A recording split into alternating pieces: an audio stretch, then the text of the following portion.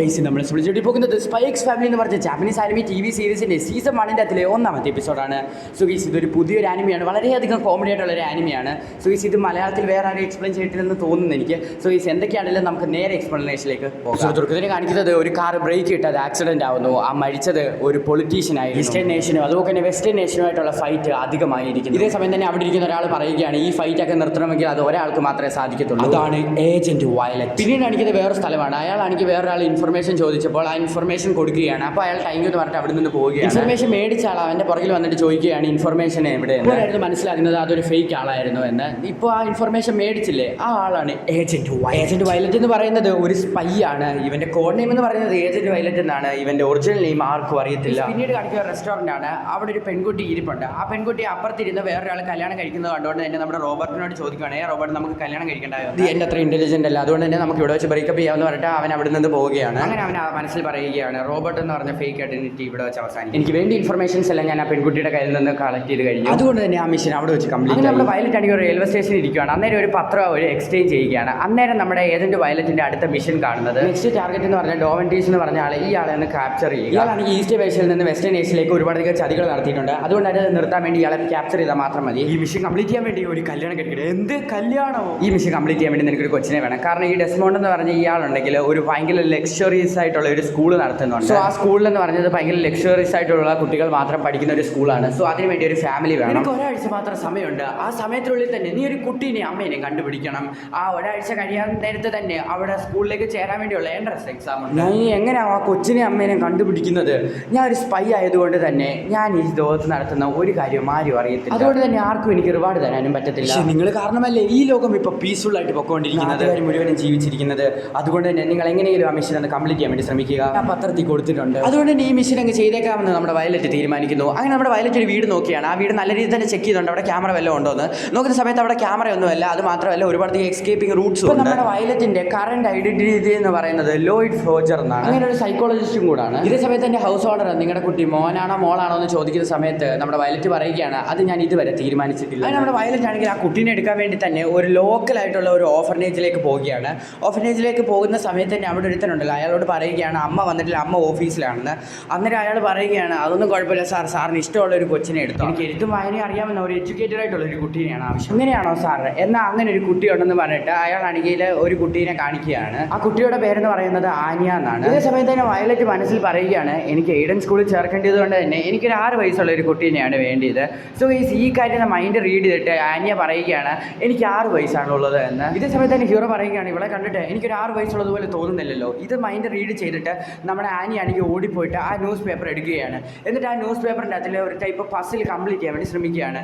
ഇത് നമ്മുടെ വയലറ്റ് വന്നിട്ട് നോക്കിയിട്ട് അതിൻ്റെ ആൻസറൊക്കെ മനസ്സ് വിചാരിക്കുമല്ലോ, അതെല്ലാം മൈൻഡ് റീഡ് ചെയ്തെടുത്തിട്ട് അവൾ അത് എഴുതി കാണിക്കുകയാണ്. ഇത് കണ്ടിട്ട് നമ്മുടെ വയലറ്റ് പറയുകയാണ് മതി മതി എനിക്ക് ഈ കുട്ടീനെ തന്നെ മതി. സോ നിങ്ങൾക്ക് ഈ കുട്ടീനെ കൊണ്ടുപോകാം, പേപ്പർ വർക്കിൻ്റെ ഒന്നും ആവശ്യമില്ലെന്ന് പറയുകയാണ്. ഇതേ സമയത്ത് തന്നെ വയലറ്റ് മനസ്സ് വിചാരിക്കുകയാണ് അങ്ങനെ ലോകത്തിനെ രക്ഷിക്കാൻ വേണ്ടിയുള്ള ഫസ്റ്റ് സ്റ്റെപ്പ് ഞാൻ കംപ്ലീറ്റ് ചെയ്തത്. അത് ഞാൻ മൈൻഡ് റീഡ് ചെയ്തിട്ട് കണ്ടുപിടിക്കുകയാണ്. അങ്ങനെ ഇവനൊരു സ്പൈ ആണെന്ന് മനസ്സിലാക്കുന്നു. അങ്ങനെ നമ്മുടെ വയലറ്റ് ആണ് ഈ വാടകയ്ക്ക് എടുത്ത വീടിന് മുന്നിൽ നിൽക്കുകയാണ്. അതിന് മുമ്പേ എന്നിട്ട് പറയുകയാണ് കുട്ടി ഞാൻ നിന്നെ ദത്തെടുത്തയാണെന്ന് നീ ആരോടും പറയരുതെന്ന്. ഓക്കെ അച്ഛാ അങ്ങനെ പറഞ്ഞിട്ട് അവർ ആ അപ്പാർട്ട്മെന്റിൽ അതോട്ട് കയറി പോവുകയാണ്. അപ്പോഴാണ് അവരുടെ അടുത്തുള്ള വീട്ടിലുള്ള ഒരു ആന്റി വന്ന് അവരോട് സംസാരിക്കുന്നത്. അതേ സമയത്ത് തന്നെ ആന്റി അവരോട് പറയുകയാണ് ഇതാണ് ഞാൻ ജനിച്ചപ്പോൾ തൊട്ട് എന്നെ നോക്കിക്കൊണ്ടിരിക്കുന്നത്. അപ്പോൾ തന്നെ വയലറ്റ് ഇതൊരു കൊച്ചുകുട്ടിയാന്ന് പറഞ്ഞിട്ട് പെട്ടെന്ന് തന്നെ ആ റൂമിലേക്ക് കയറ്റുകയാണ്. വീട്ടിൽ കയറി ഉടനെ തന്നെ നമ്മുടെ ആനിയ പോയിട്ട് സ്പൈഡ് ഒരു സാധനം ഓൺ ആക്കുകയാണ്. അത് കണ്ടപ്പോൾ അതൊരു കോയിൻസിഡൻസ് ആണെന്ന് നമ്മുടെ വയലറ്റ് വിചാരിക്കുകയാണ്. അങ്ങനെ നമ്മുടെ വയലറ്റ് ആണെങ്കിൽ പുറത്ത് പോകാൻ വേണ്ടി റെഡി ആകുകയാണ്. സോ ഈ പോകുന്ന കണ്ടുകൊണ്ട് തന്നെ നമ്മുടെ ആനിയ പറയുകയാണ് എനിക്ക് പറഞ്ഞോന്ന്. അങ്ങനെ നമ്മുടെ വയലറ്റ് ആണെങ്കിൽ അവളെ കൊണ്ട് വരിക. അങ്ങനെ നമ്മുടെ വയലറ്റ് ആനിയും കൂടെ ഷോപ്പിങ്ങിന് വേണ്ടി പൊക്കോണ്ടിരിക്കുകയാണ്. പോകുന്ന വരിക്ക് തന്നെ നമ്മുടെ വയലറ്റ് പറയുന്നുണ്ട് ആർക്കും ഡൗട്ട് ഒന്നും തോന്നാതിരുന്നാൽ മതിയായിരുന്നു. പെട്ടെന്ന് ആനി അവിടെ നിന്ന് ഓടിപ്പോവുകയാണ്. ഇത് കണ്ട ഒരു ആൻറ്റി ആണെങ്കിൽ അവളെ പിടിച്ചിട്ട്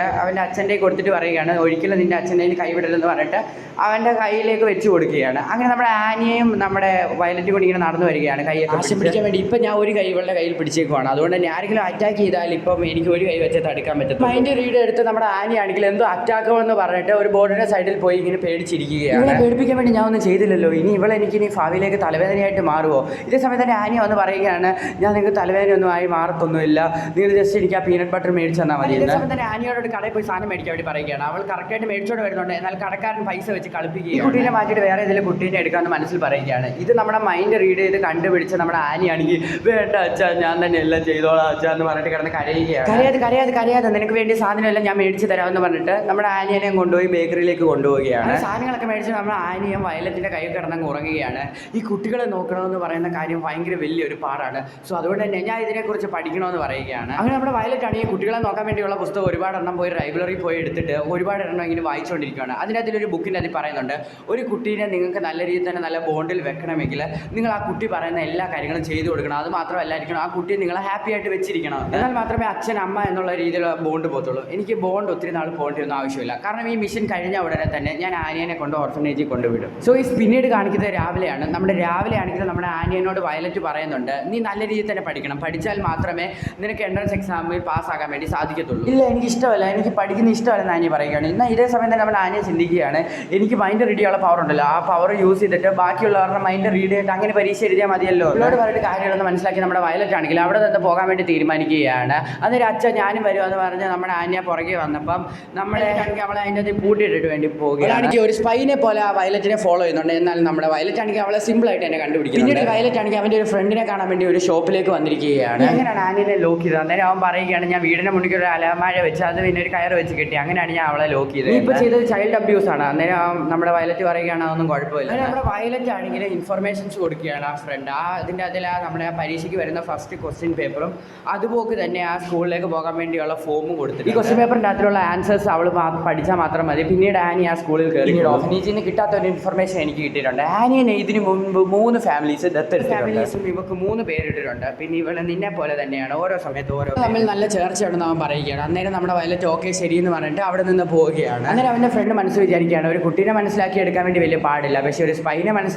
എടുക്കാൻ വേണ്ടി ഒരുപാടധികം പാടാണ്. അതിനുശേഷം വയലറ്റ് അവിടെ പാത്രം കഴുകിക്കൊണ്ടിരിക്കുകയാണ്. അന്നേരം അവൻ മനസ്സിൽ വിചാരിക്കുന്നുണ്ട്, അതിന് ഒരിക്കലും ഒരു സീക്രട്ട് തിങ്സിലും തൊടാൻ വേണ്ടി പാടില്ല, അതെല്ലാം ഞാൻ ലോക്ക് ചെയ്ത് വെച്ചിട്ടുണ്ട്. ലോക്ക് എന്ന് പറയുന്നത് 79370 എന്നാണ്. അടുത്ത ദിവസം ആനി ആണെങ്കിൽ അവൻ്റെ സീക്രട്ട് തിങ്സ് എല്ലാം പോയി എടുത്ത് നോക്കുവാണ്. എന്നിട്ട് അതെല്ലാം ഇങ്ങനെ ചവറ് പോലെ ഇങ്ങനെ വലിച്ചെറിയുകയാണ്. സോ അങ്ങനെ ഒരു പെട്ടി തുറന്ന് നോക്കുകയാണ്. ആ പെട്ടിക്ക് അതിലുള്ളതെന്ന് വെച്ചാൽ ഒരു ഇൻഫർമേഷൻ ഒക്കെ വരുന്നൊരു സംഭവമാണ്. ആ സാധനം കൊള്ളാലോ എന്ന് പറഞ്ഞാൽ ആനി ഓൺ ആക്കിയാണ്. എന്നാൽ വേറെ ഓർഗനൈസേഷനെ ഈ സംഭവം സ്പോട്ട് ചെയ്യുക. സോ അടുത്ത വയലറ്റിന് ഇൻഫർമേഷൻ കിട്ടിയിട്ടുണ്ടെന്ന് പറയുകയാണ്. അന്നേരം ആനിയ പറയുകയാണ്, പറ്റുമെങ്കിൽ എന്നെ പിടിയടാണ്. ദേഷ്യം അങ്ങനെ പറയുകയാണ്, ഇപ്പൊ തന്നെ ഈ ലൊക്കേഷൻ ട്രാക്ക് ചെയ്യാൻ വേണ്ടി. ആനിയ മനസ്സ് വിചാരിക്കുകയാണ്, നീ ഞാനൊരു സ്പൈ ആണെന്ന് കണ്ടുപിടിച്ചല്ല, നിന്നെ ഞാൻ ഒരിക്കലും വിടത്തില്ല എന്നുള്ളൊരു കാര്യം ആലോചിച്ച് നമ്മുടെ ആനിയെ വിഷമിക്കുകയാണ്. പിന്നീട് ആനി ഒരു ഫ്ലാഷ് ബാക്ക് ആലോചിക്കുകയാണ്. കുറെ സയന്റിസ്റ്റ് എല്ലാം കൂടെ ചെയ്തിട്ട് ആനിയുടെ ദേഹത്ത് ഒരുപാട് എക്സ്പെരിമെന്റ് നടത്തുകയാണ്. നമ്മുടെ ആനിക്ക് മൈൻഡ് റെഡി ചെയ്യാൻ വേണ്ടിയുള്ള പവർ ലഭിക്കുന്നത്. അന്നേരം അതിൻ്റെ ഒരു സയന്റിസ്റ്റ് പറയുന്നുണ്ട്, നിന്റെ ഈ പവർ യൂസ് ചെയ്തിട്ട് ഈ ലോകം ചേഞ്ച് ചെയ്യാൻ വേണ്ടി നീ ശ്രമിക്കില്ല, അതെ ഒരു കൊച്ചുകുട്ടീനെ പോലെ നീ ചുമ്മാ ഇങ്ങനെ കളിച്ച് നടക്കാനൊന്നും പാടില്ല. സോ പിന്നീട് കാണിക്കുന്നത് വെളിയിൽ പോയിട്ട് വീട്ടിലേക്ക് തിരിച്ചു വരുന്ന വയലറ്റിനെയാണ്. പക്ഷെ വയലറ്റിന് എന്തോ ഒരു പ്രശ്നമുള്ളതുപോലെ തോന്നുന്നു. ഇതിലോട്ട് കയറുമ്പോഴാണ് മനസ്സിലാക്കുന്നത് ആ വീടിൻ്റെ അതിൽ ഒരുപാടധികം ആൾക്കാരുള്ളത്. നമ്മുടെ വയലറ്റ് ആണെങ്കിൽ അവരെ എല്ലാത്തിനെയും നൈസായിട്ട് തന്നെ അടിച്ച് തറയിലിടുന്നുണ്ട്. അങ്ങനെ വയലറ്റ് ആണെങ്കിൽ ആനിയുടെ റൂമിൽ വന്ന് നോക്കുന്ന സമയത്താണ് മനസ്സിലാക്കുന്നത് ആനിയെ അവർ കിഡ്നാപ്പ് ചെയ്തത്. ആനി ഇല്ലെങ്കിൽ എന്തോ എനിക്ക് വേറെ ഏതെങ്കിലും കുട്ടീനെ കണ്ടുപിടിക്കാന്ന് പറഞ്ഞിട്ട് അവൻ അവിടെ നിന്ന് എസ്കേപ്പ് ചെയ്യാൻ വേണ്ടി ശ്രമിക്കുകയാണ്. അന്നേരം വരുന്ന ഒരാൾ പുറകിൽ നിന്ന് വന്നിട്ട് വയലറ്റിന് തലയിൽ അടിച്ചിട്ട് ബോധം കെടുത്തുന്നത്.